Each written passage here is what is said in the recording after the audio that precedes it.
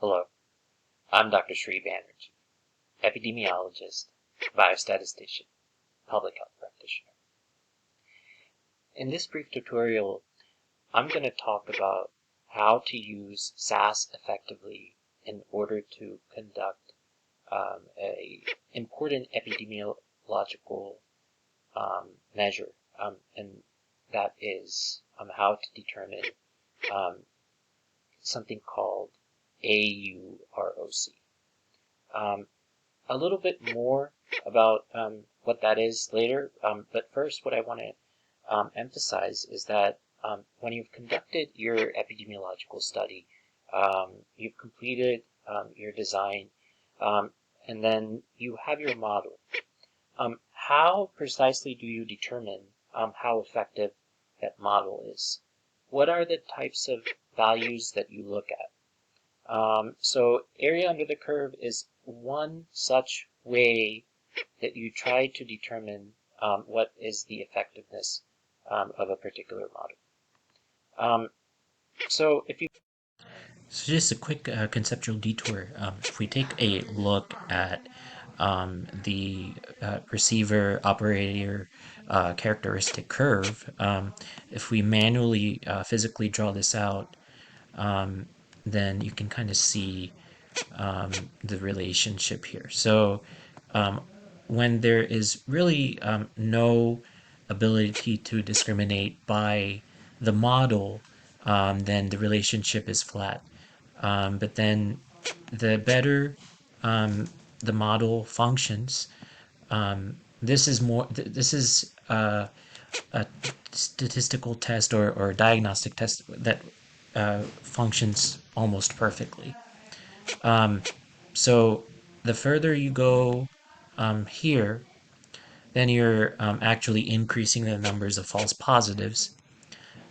So somewhere here, you want to design your tests somewhere where the true positives are optimized. So over here, but your false positive rates are not too high. We wanted to take a look at what a typical about the conceptual. You can kind of take a look here and see how this SAS code works, and then compile it. So this is a logistic regression code, which is being run here. But the gist of this is that you can use this to study area under the curve and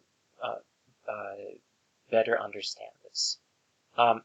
So in the first line here, the SAS help.class, this is actually a sample dataset which is included within SAS Studio. Additionally, what you'll be running here is a historic public health dataset known as the Framingham Heart Study.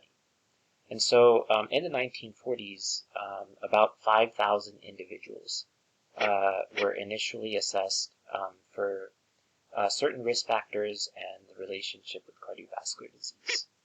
So this cohort, initial cohort, was then followed in subsequent decades to study cardiovascular disease. So here what you'll be comparing is two models. So in these models, the outcome variable is biological sex. And so the predictor variables are height and weight. And so you'll be comparing the model that has been included within the sample SAS help dataset, and then comparing a model, same model that I just described, biological sex versus height and weight, but within the Framingham heart dataset. And then you'll take those two, compare them, and describe which one is the most effective. So do you see how this is taking something that you've learned? You've learned SAS throughout a number of weeks, and then taking that and then applying it to a real life data set, and then providing information. So let's compile this code and see what we get for output.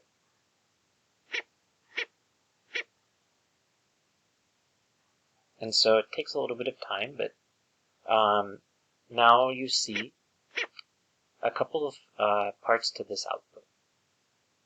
So in the top portion, what you see here is kind of a little bit of information about the student data set and then the model.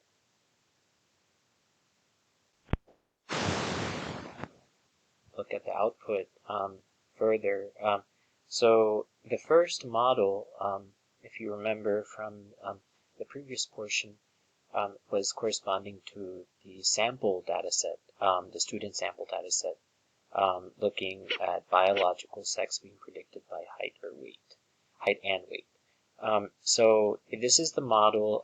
This is the significance level for each of the predictor variables, and as it turns out, it's not significant within the sample model. So we would not really expect a too much level of discrimination in this model.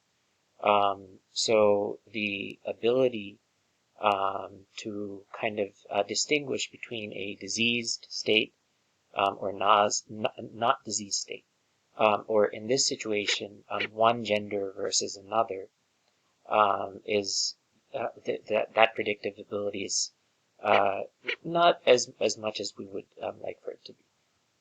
So basically, when you have this direct relationship, as we went and demonstrated at the first part of this, when there's no relationship, it's a flat line. But then when it expands out, then you know that there's some ability to effectively predict whatever the outcome variable is.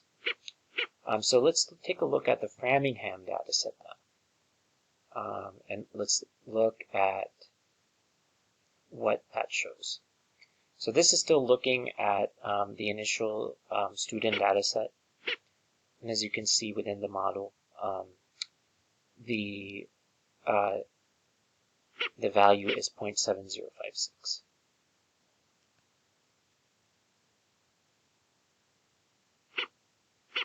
So now we're looking at the Framingham heart study, and this was started in Framingham, Massachusetts in the 1950s.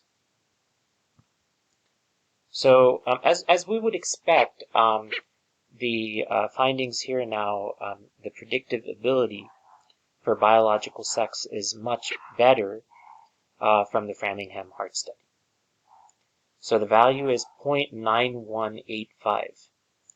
And as you can see, the curve is really nice.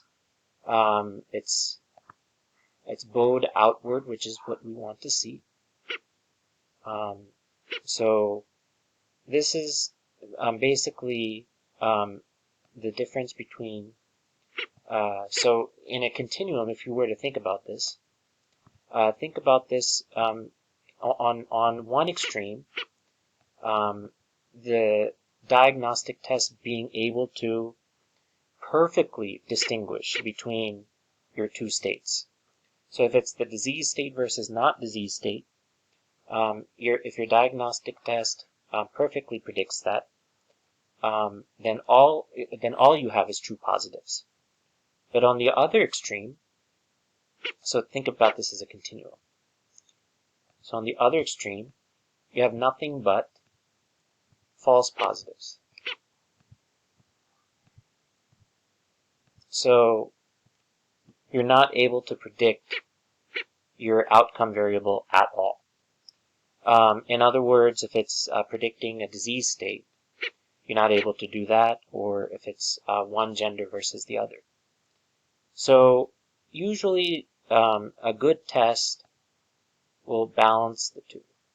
So you can't have one extreme or the other, so you can kind of balance the two.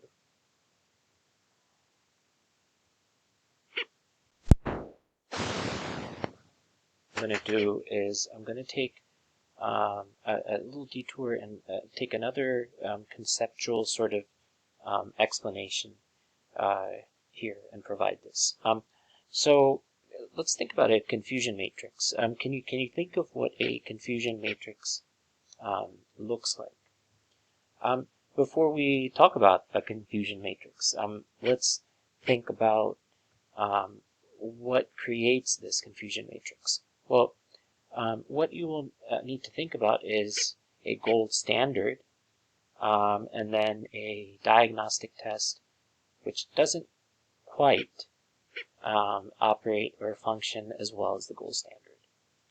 So, for instance, if you want to definitively diagnose some sort of internal cancer, a lot of times the initial test is a screening test which has high rates of false positive. So kind of finding the right combination of characteristics for a diagnostic test, that is what we're after here. So a confusion matrix, all it is taking two sort of states. So you have a gold standard, right? I'm going to label that G. And then, so if the gold standard said yes, then you know you have the disease, right? And if the gold standard says no, then you know you don't have it. And then you have some test, usually, which doesn't quite function as optimally as the gold standard. And then this says yes versus no. I'm just going to put Y for yes, and N for no. So what is this here? This would be considered a true negative, because both the gold standard says no, and then the test said no. Now, if both the gold standard and the test agree as a yes, then that would be a true positive.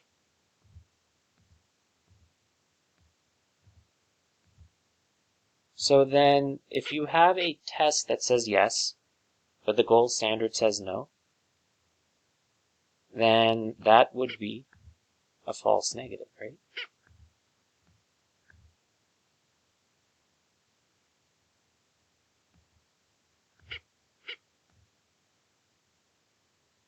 Well, that would be a false positive. So that would be a false positive if the gold standard says no, but the test says yes. And then a false negative, I said, this would be the test says no, but the gold standard says yes. So there you have it. This is a confusion matrix. If you ever get confused, then you can kind of go back to this original 2x2 and then figure it out.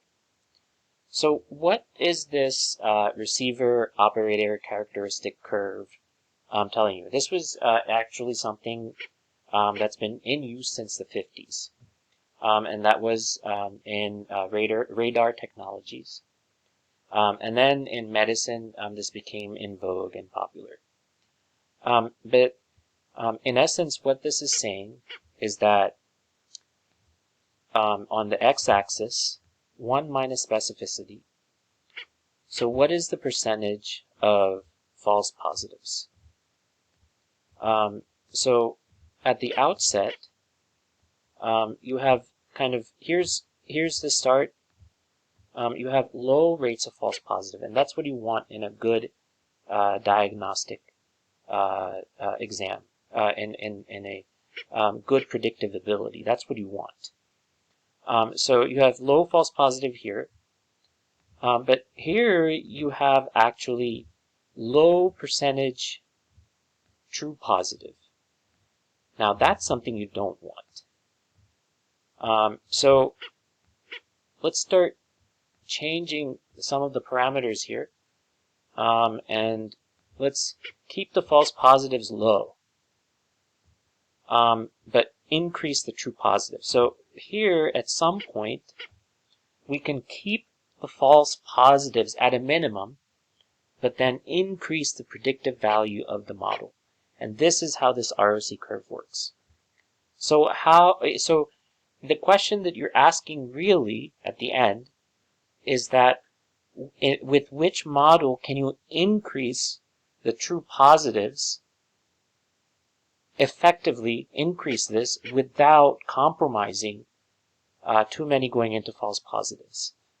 That is your optimal test. And when we look at these two models, the one that came from the sample SAS.help and the Framingham Heart Study here, then you can clearly see that this Framingham Heart Study model, which predicts biological sex from height and weight, is optimally is functioning optimally, much more optimally than the other model. So this is in conclusion, this is the power of using this technique to once you've conducted your epidemiological study, to effectively communicate and tell people that this is a powerful model. This is one way to do that. Once everything is said and done, you can kind of see the output data and results, and then you can kind of see the log. So you can then convert this into output data. Once you get to this part, now you're ready to create and generate your PDF output file, which then you can upload and submit when you're ready. So thinking about how to do this, pretty simple. You may not think to do this, but you may see that the download result as a PDF file is not highlighted. So what you'll then need to do is go into print results, and then you can see this other window up here, and then what you will have to do is select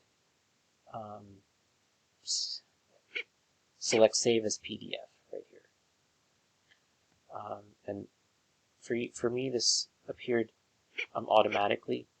You might have to actually select the destination and change that. So just something else. And right here you have a lot of important information as to when it was run and the results. Then that lets me know that that this was run separately on a different instance.